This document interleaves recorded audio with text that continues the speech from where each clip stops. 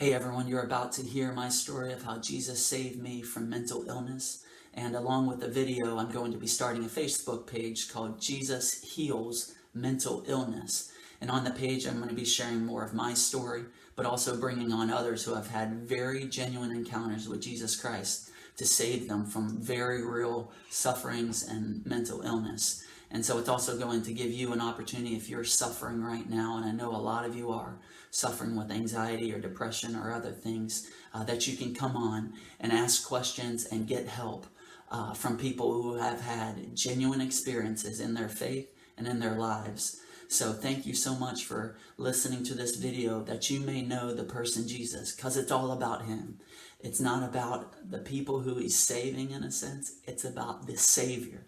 So enjoy this video, and I look forward to connecting with you.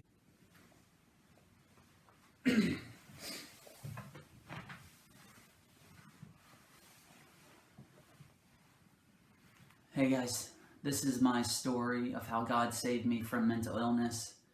And it's a really long story, and there's so many layers to it, but I'm going to tell you what really happened within me.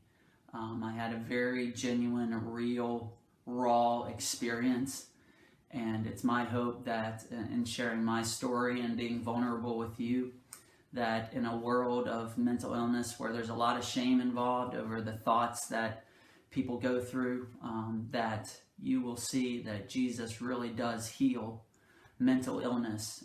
He did so in my life, and it is a miracle, and I want to share it with you.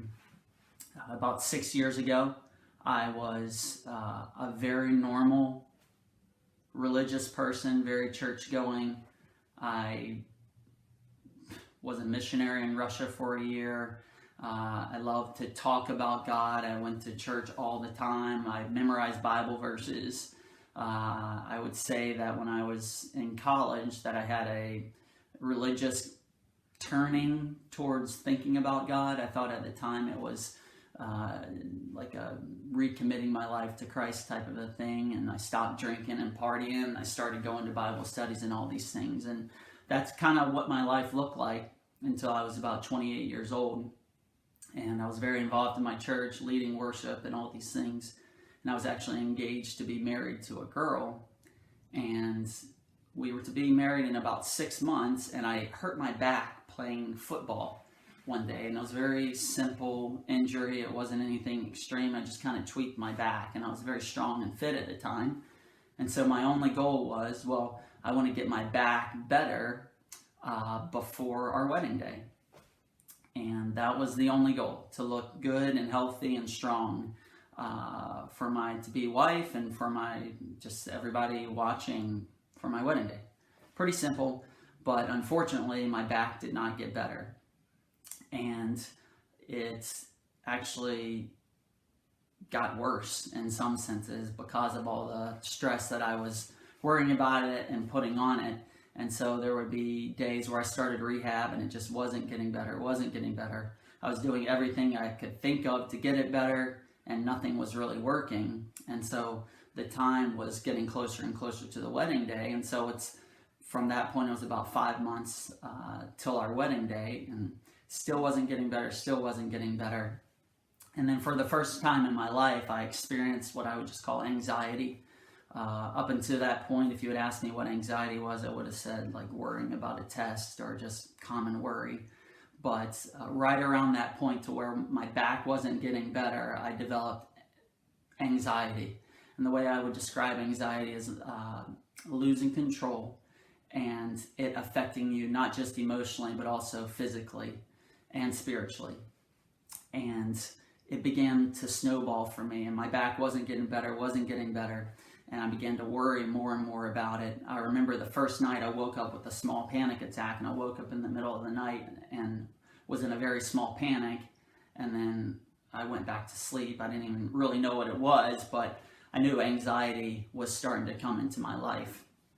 And so at that point, my back's almost getting better. I'm still anxious about it. And then finally, the day my back gets better, at least from what the doctors told me, like, you're healed, the anxiety had increased by that point and had snowballed enough. And I remember it very vividly. As I'm almost leaving the doctor's appointment, the nurse said to me, she was looking at like charts and records, and she said, "Did you know your blood pressure was high?"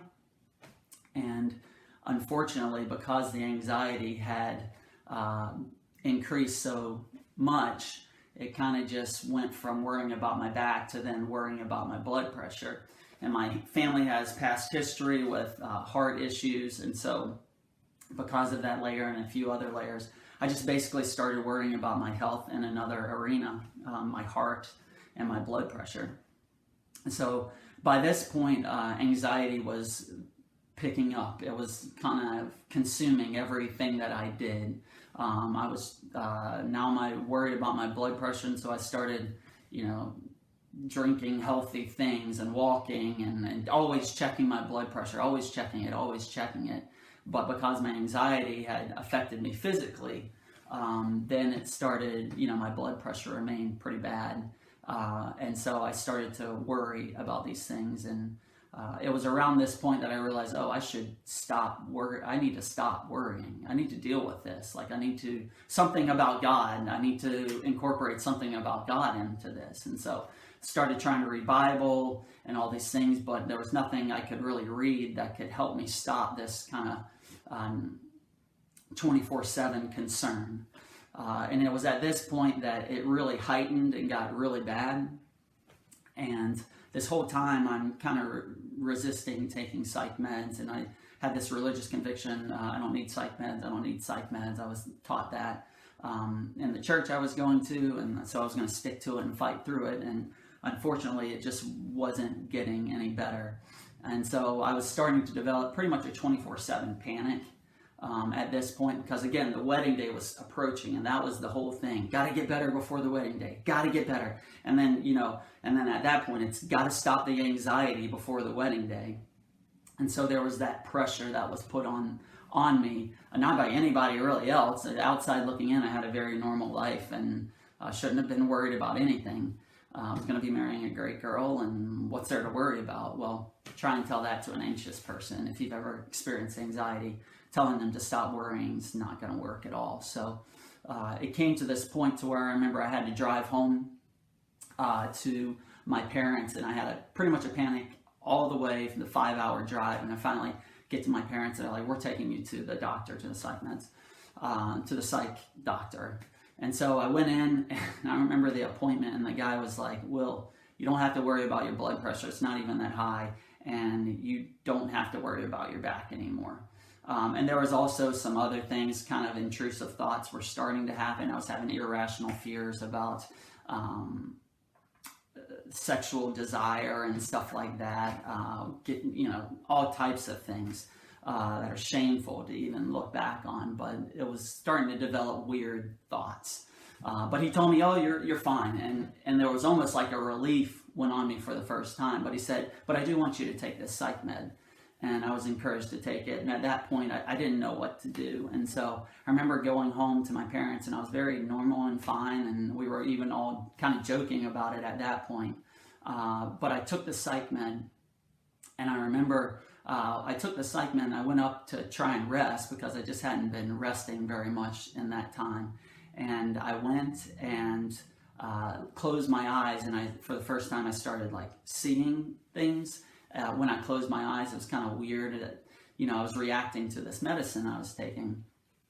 And that was kind of a weird experience, but I was like, okay, well, the medicine will get figured out. And the doctor told me, well, just give it some time, type of a thing. So long story short, I came back towards Pittsburgh, where I was living away from my parents. And I got back, and I was like, okay, I'm going to get off of this psych med, but I just need to be more serious about my faith. And I don't have to worry about my back or my blood pressure anymore. But so I was kind of coming off of this psych med, and these anxieties, irrational anxieties, started coming back. And, I was anxious about getting off the medicine. I was anxious about, the medicine was also affecting me physically, and diarrhea and stuff like that. And so it was just switching from one thing to the next about what I was anxious about. And then it kind of became more intense because we're still counting down the days to the wedding day. And at this point, it's like 3 months away or something like that. And it got to the place to where I stopped sleeping. And it was at that point with insomnia that I realized that this is really, really, really, really serious. When you're not sleeping and then you're also afraid and you have irrational thoughts, when you're not sleeping, you can't rest in general, and it just becomes a terror. And it came to the point to where I was pretty much afraid I would never sleep again. That was kind of the irrational fear I was having. And so I would lay down and think to myself, just go to sleep, go to sleep, go to sleep, go to sleep.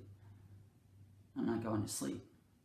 And then, so you can see that the fear, the anxiety was increasing, and I stopped sleeping. And it was at this point that I started realizing, wow, like I said, this is really serious. And it developed into more and more fears, and it was starting to consume and to affect a lot of parts of my life. I was kind of substitute teaching at the time, and I started being late to substitute teaching. My relationship with my fiance at the time was going downhill. I wasn't even talking to her. I was just basically pacing around town a lot, thinking, because I knew all this Bible knowledge stuff, but none of it was helping me, and I didn't know why. And I was meeting with my pastor 3 times a day, like asking questions. Why can I not get out of this funk? Why am I anxious? How do I stop this anxiety? And it just continued. And I actually remember where I was, where it even got even worse, okay? Because, again, at this point, I'm off the psych med, and I'm back to the conviction of I don't need psych meds type of a thing. And so I was going to beat it without taking the psych meds. And so it got to this place to where I remember I was talking on the phone with somebody, and they said, are you depressed? And I was like, no, I don't feel depressed. I just want out of this. And they said, have you had suicidal thoughts and things like that? And I was like, no, I haven't had suicidal thoughts. And it was about 5 or 10 minutes later, again, just an irrational thought that it came to the place to where I was afraid for my life. I thought I was going to die. I don't know how to explain it, and it was pretty terrible, but it came to that point to where I was concerned for my own life, and it developed into a 24/7 panic. So this is at the point to where now it's about a couple of weeks before our wedding day, and my fiance at the time made a decision to call off the wedding, again, like 2 weeks or so before the wedding day. And this was the right thing for her to do, because her fiance, me, I was going insane, and nobody knew what to do about it. Everybody just kind of saw Will unraveling in front of their eyes. And so she called off the wedding day. And you would have thought that would have kind of eased everything, but if you've ever dealt with the intrusive thoughts or kind of OCD type things, it just bounces from one fear to the next, and it's all consuming and cyclical, and so that didn't help anything. It didn't make anything worse. I was falling apart. I was going insane. And so it came to the point to where after all this time, this is now in the middle of 2014, that I couldn't sleep. My life was unraveling. I was afraid about everything, irrational thoughts. I started developing like OCD things, washing my hands all the time and all these things. And I realized I came to the point to where I called my parents again. I said, whatever you have to do to me, do to me. I don't know what to say, but I need help. And so it was at that point that they put me into a psych ward. And it was in this psych ward. And with all these things, I plan on making other videos to kind of elaborate or to answer any questions. But the psych ward for me was a new hell. I lived in the hell of resisting psych meds for a time. And then I entered into this new hell of, I was basically force-fed all these medicines at this psych ward. I was there for a chunk of time. And it was there that all these chemicals are now coming into my body, and they're switching all these medicines and all these things. And I remember waking up in the middle of the night when I was there, and my reality being worse than my nightmare. It had gotten to the point to where I lost all hope. I thought I was going to be institutionalized in this ward. I didn't think I was ever going to get out, because I knew I tried everything. I couldn't stop having these thoughts. But with psych meds, what they're doing is they're trying to numb you down to get you to your emotions stable, in a sense, to where you stop with the chaos. And so I was there about 10 days, and I'm more than willing to share some of the things I experienced there, and just terrible and eye-opening and terrifying. But I was there 10 days, and then they let me out. And so for a brief season, I was living back with my parents, and I was about on 6 or 7 medicines at this time, and just really didn't know what to do. I mean, I was at wit's end, and it was really bad at this point, because now the chemicals are really affecting me. And I remember living with my parents and kind of helping my mom. She was a teacher. I would go and kind of help the librarian at her school just to give me something to do during the day. But it was absolutely miserable at this point, because now it was, I started to despair, looking back of what happened to me, and that I had ruined everything with the engagement, with relationships with friends, and all these things. And I began to then experience deep, dark despair, intermingled with this anxiety and all these different things because of the chemicals in and out and in and out. And so it came to this point to where actually one of these meds that I took actually was like a miracle. At the time, I viewed it as a miracle of, wow, that just really, that whatever it is, I mean, yeah, I like that one. And it calmed me down enough to where I could come back to Pittsburgh. And so when coming back to Pittsburgh, so at this point I'm on like 5 or 6 meds, and I realized, okay, I'm going to go back to, I got to be more serious about my Christian faith now. I got to be more serious about God, and stay away from, don't worry about the things I used to worry about, and just be more serious. And I got to get off these psych meds. So I was weaning off of these psych meds, and at the time I couldn't tell anybody that I was weaning off of the psych meds, because of I just knew that nobody would like that. I knew my parents wouldn't like it if I told them that they would be concerned, and they would maybe put me back in the psych ward, and I just did not like that place. And so I knew I needed to do it alone, and I was just, I'm going to do it. I'm going to wean off the psych meds, be more serious about God. And but sure enough, as I was weaning off the psych meds, the anxieties and depression started to come back. And it was at this point that I remember going to church, and we met for church all the time, and I would just go, and I would just put my head between my hands and just do like this all service long. And people probably thought, what the heck is going on with Will? And I was really suffering, and I didn't know why everything had happened to me. And now, weaning off these meds, all this was coming back, and I was determined to not let it come back with irrational fears and past anxieties and things. But sure enough, I'm weaning off meds, and it's coming back. And it was at this point that it was like starting to cry out to God, like, God, this is terrible. I don't know what to do, but I need help. And it got down to the point to where I was down to about 2 or 3 medicines, and it entered into a whole new level of anguish. Up until that point, anxiety, OCD, depression. I think I was labeled as like bipolar, schizophrenic in the psych ward, but I was just experiencing mental terror. And I got down to 2 meds, and I remember where I was. I was listening to a Christian YouTube video, and I was listening to the video, just a Christian music video, and I was reading one of the comments, and as I read the comment, it was just a basic Christian truth just written out. And I can share about this if anybody's interested to go in depth more, but I just read the simple truth, and when I read it, it hit me, and it distorted in my mind, and then it latched onto me like a dark, blasphemous truth, or lie rather, but it latched onto me, and I was like, no, that's not true. And then it kind of latched again, and it wouldn't go away, and it was a terrifying thought, and I was like, stop thinking about that. but it kept coming. And it was very disturbing. I remember like thinking, oh my gosh, like I gotta stop thinking this. Like this isn't true, but then it would twist in my mind to, yes, it is true. You know, I started hearing whispers and discerning like, oh yeah, it is true.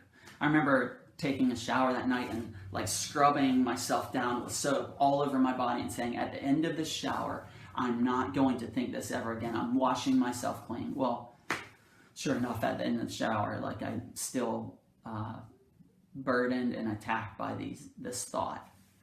And it was at that point that I now, anxiety, depression, OCD things, weaning off the psych meds, so my body was a wreck with the chemicals and things, and now having these dark thoughts, these dark irrational thoughts about God, about people, about myself.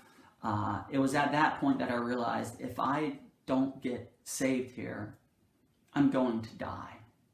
I don't know if I would have killed myself, but because of the panic and the terror, I was sure of the fact that I was going to die if I didn't get help from the misery that I was in. And the problem was that I had been to the psych ward and experienced the psych meds, and I knew those weren't going to help me. I had talked to anybody and everybody that I could in Christian circles, all from the charismatic to the reformed. I talked to everybody. Anybody want to be able to help me, I'll listen to you. But nothing anybody told me helped me. I knew all the Bible verses, I knew Christian lingo, I knew Christian principles, and nothing was engaging in me.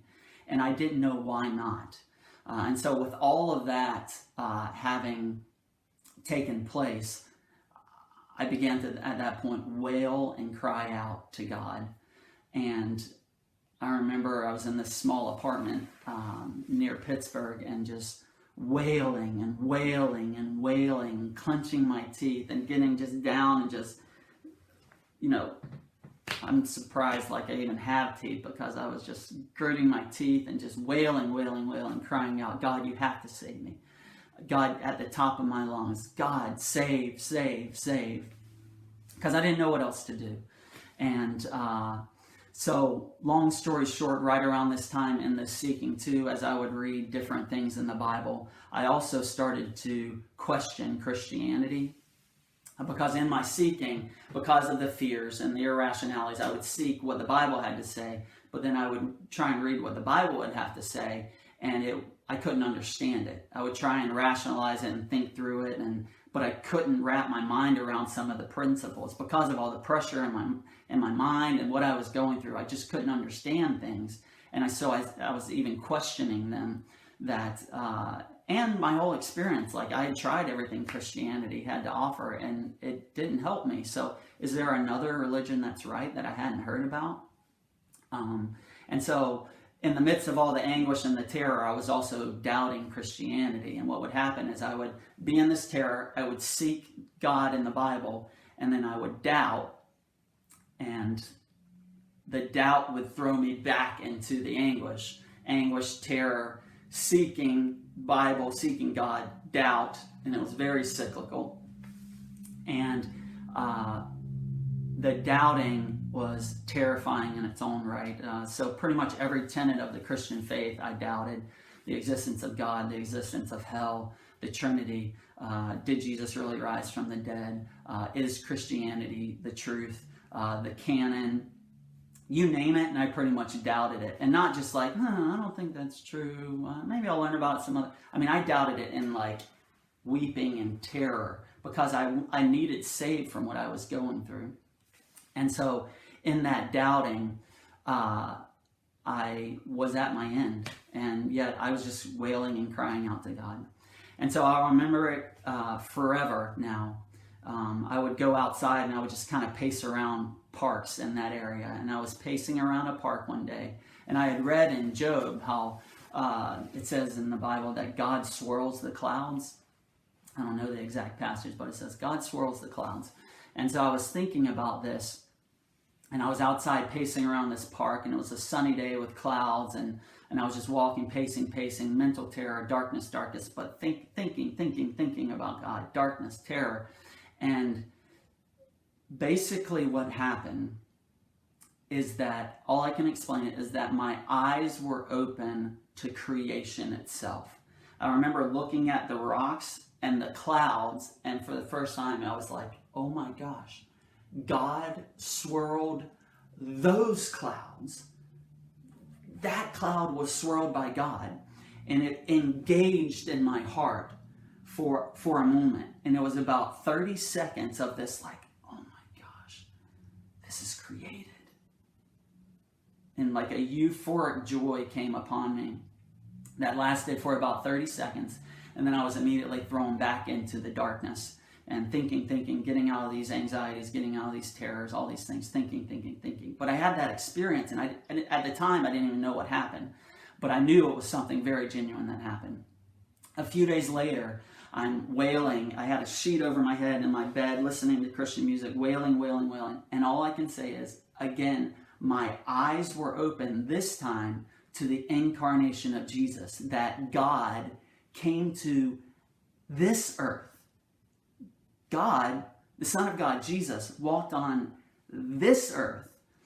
And it was like, again, like my eyes were open to this reality. Now, if you had asked me 5 or 10 years ago, hey, Will, do you believe that Jesus is the Son of God? Do you believe he's God come in the flesh? Oh, yeah, I can tell you all the Bible verses. I know John 1:1, in the beginning was the Word was with God, the Word was God, the Word took on flesh and became one of us. Like, I knew all these Bible verses. I had learned about them.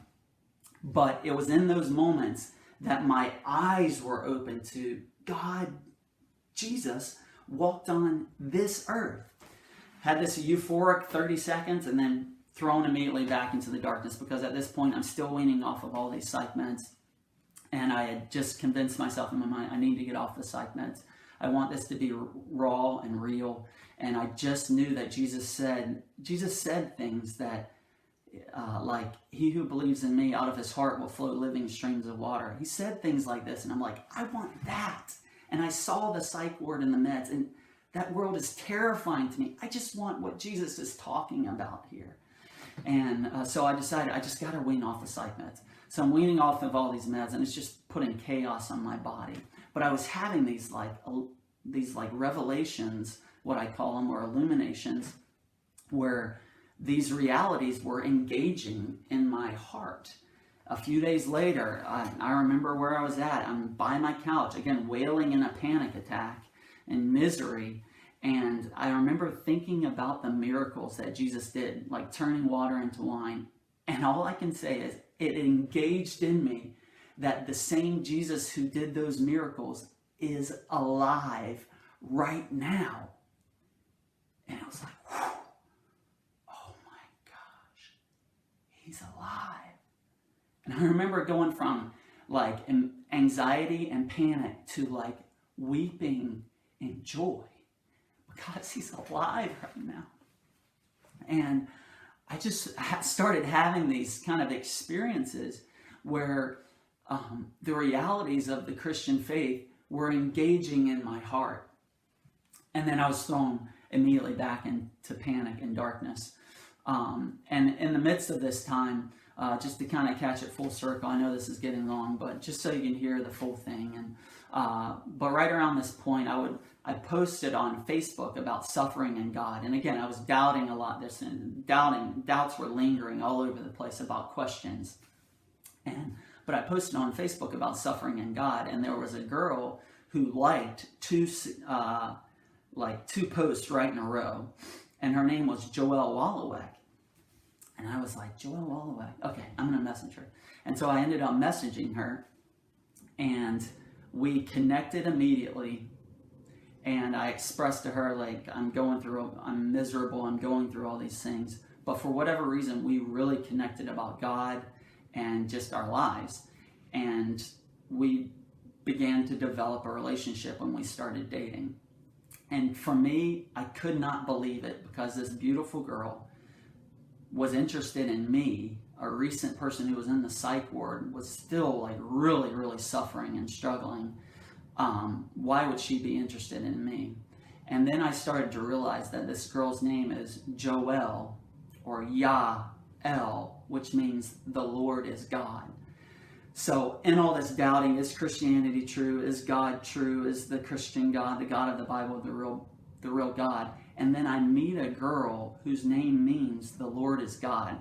I saw it as God keeping me in the pursuit of Him.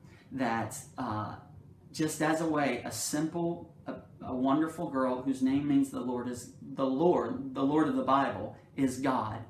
I saw it as God's grace to me to keep me in the faith. And so long story short, ever since that point, so that was, I guess, in the middle of 2014, my experience has been one of overcoming anxiety, depression, OCD, intrusive thoughts, irrational thoughts, and many other mental illnesses simply by these revelations that God was giving me. As an example, for insomnia, when before the ward, I wasn't sleeping at all. I went through days where I could not sleep, and it was just a terror to me. When I started having these revelations from God, all that really happened was there's a passage in the Bible that says that God gives sleep to the one that He loves. That's it. God gives sleep to the one that He loves. Now, when I was experiencing insomnia and couldn't sleep, I would jam that verse. I had a chunk of cards that I would read, and I had all these Bible verses about peace and sleep, and I'm just trying to read them over and over and over and over and over and over and over. Okay, please go to sleep. And then I wasn't sleeping.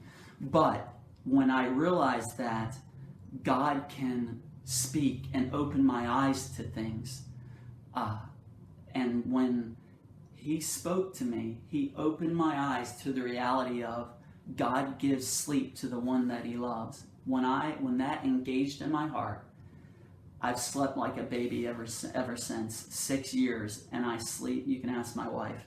I sleep like a baby. I can sleep at any point, not because of anything that I did, but God spoke this verse to my heart, and that's what I realized happened when I was in that park, and it was my eyes were open to creation, or a few days later that Jesus is alive, or that any Christian principle. I realized that God speaks those things, and when He speaks them, that's when faith occurs.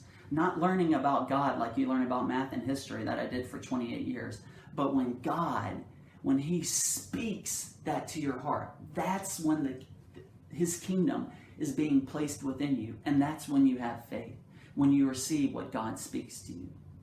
And so the past 6 years of my life have been that, in different areas, Him speaking to me, and in that speaking, when I received those things, that I began to experience overcoming or defeating these mental anxieties and illnesses that I was dealing with. So anxiety, the panic attacks. I remember where I was when God gave me a revelation and panic attacks stopped.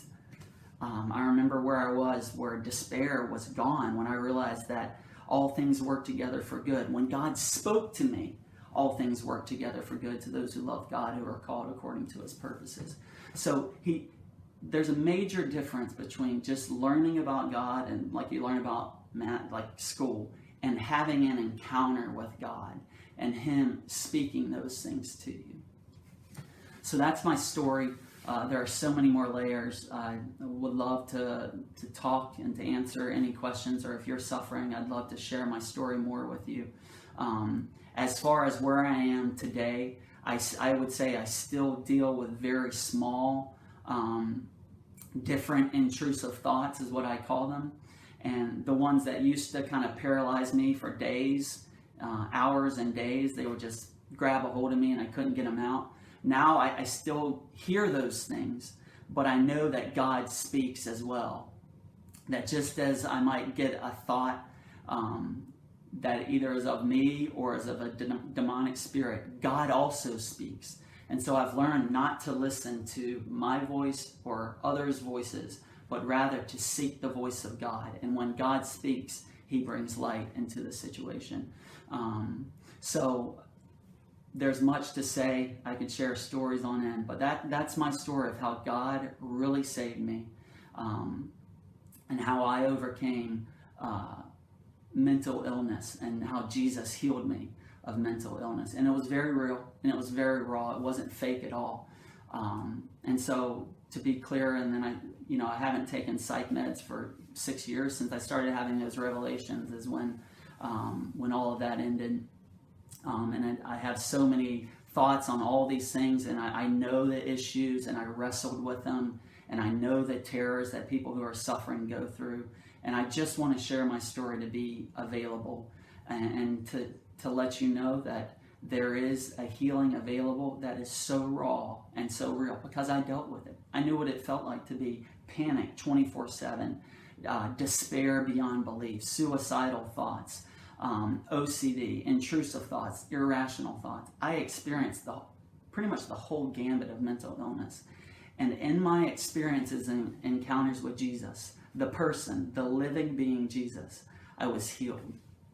And so I look forward to connecting with all you guys, and I thank you so much for listening. This isn't about me. This is about Jesus who heals.